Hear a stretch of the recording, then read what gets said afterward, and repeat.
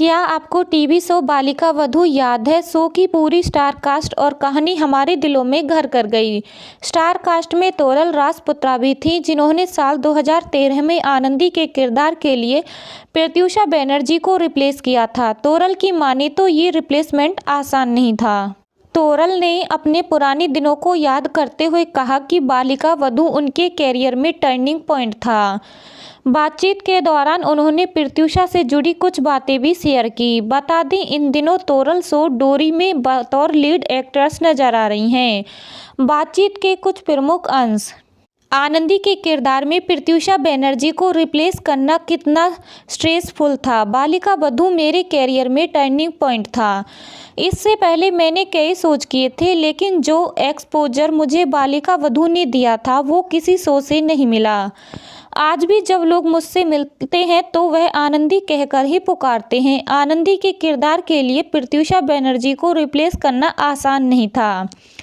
हर तरफ से मुझे बहुत ज़्यादा स्ट्रेस और प्रेशर था। ऐसा लग रहा था मानो मेरे कंधे पर बंदूक रख दी गई हो।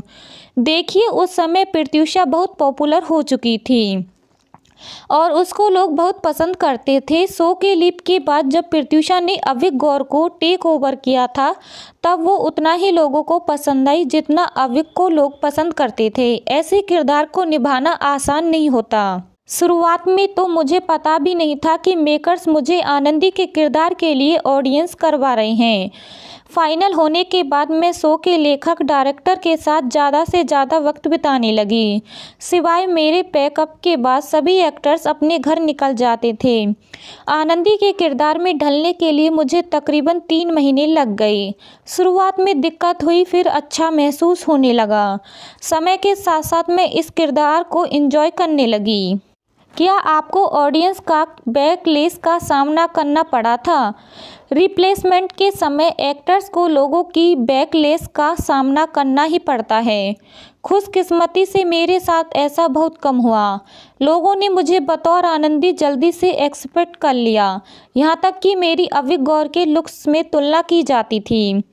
समय के साथ साथ लोग प्रत्यूषा को बतौर आनंदी भूलते गए, लेकिन हाँ, वो हमेशा लोगों के दिलों में रहेंगी। सुना है आप एयर होस्टेस बनना चाहती थी। मैंने सोचा था कि मैं कभी एक्टर बनूंगी। मुझे घूमने का बहुत शौक था, इसलिए मुझे एयर होस्टेस बनना था। वैसे मेरे पापा को भी घूमने का बहुत शौक था, इसलिए वो मुझसे एयर होस्टेस बनने को कहते थे, ताकि हम दोनों साथ मिलकर खूब घूमें। लेकिन डेस्टिनी में कुछ और ही लिखा था। दरअसल जब मैं कुछ 14 साल की थी, तब हमारे एक फैमिली फ्रेंड ने मुझे एक्टिंग करने की सलाह दी। मैंने उनकी सलाह के बाद ऑडियंस देना शुरू किया और बस वहीं से जर्नी शुरू हो गई। एक्टिंग की शुरुआत कैसे हुई? एक्टिंग की शुरुआत मैंने एडवर्टाइजमेंट से की। शुरू में 2-3 एड्स करने के बाद मैं परेशान हो गई थी। ऑडियंस के लिए घंटों लाइन लगानी होती थी। उस समय इतना कॉन्फिडेंस भी नहीं था, क्योंकि मेरे आगे पीछे इस इंडस्ट्री से जुड़ा कोई नहीं था। मैं डर गई थी और हार भी मान ली थी। मुझे बहुत स्ट्रेस होता था। उस समय मैं बहुत छोटी थी, तो मेरी मम्मी मेरे साथ ट्रैवल किया करती थी। मुझे मेरी मम्मी के लिए भी बहुत बुरा लगता था, लेकिन टीवी करने के बाद मेरी सोच बदली। कॉलेज के आखिरी साल में मैंने अपना पहला शो धूम मचाओ धूम किया और उसके बाद मैंने एक्टिंग में कैरियर बनाने का फैसला लिया। शुरुआत में मुझे जूनियर आर्टिस्ट का कॉन्सेप्ट बिल्कुल समझ नहीं आता था। कई बार मुझे सिर्फ एक्टर्स के इर्द गिर्द घूमने के लिए कॉल आती थी। 1-2 बार तो मैंने वो एक्सेप्ट भी नहीं किया, लेकिन फिर मैंने मना कर दिया। फिर 2007 में मुझे शो रिश्तों की डोर में लीड एक्टर की बेस्ट फ्रेंड का किरदार निभाने का मौका मिला।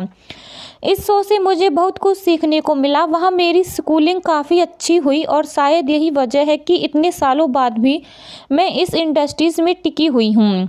नए शो डोरी के बारे में बताएं। डोरी जैसे कॉन्सेप्ट से जुड़ना गर्व की बात है। बहुत कम शो ऐसे बनते हैं जिनकी कहानी सोशल मुद्दों के इर्द गिर्द घूमती है। बतौर एक्टर आपको बहुत कुछ सीखने को मिलता है। मुझे लगता है एजुकेशन को लेकर आज भी कई घरों में लड़का और लड़की के बीच अंतर होता है। आज भी ऐसे कई छोटे शहरों के लोग हैं जो सोचते हैं कि लड़की की बजाय लड़कों को पढ़ाना चाहिए। मुझे लगता है इस तरह के कॉन्सेप्ट को टीवी से ज़्यादा एक्सप्लोर करना चाहिए ताकि ऑडियंस सही बात समझ सकें। और अधिक जानकारी के लिए हमारे चैनल को लाइक, शेयर, सब्सक्राइब जरूर कीजिए।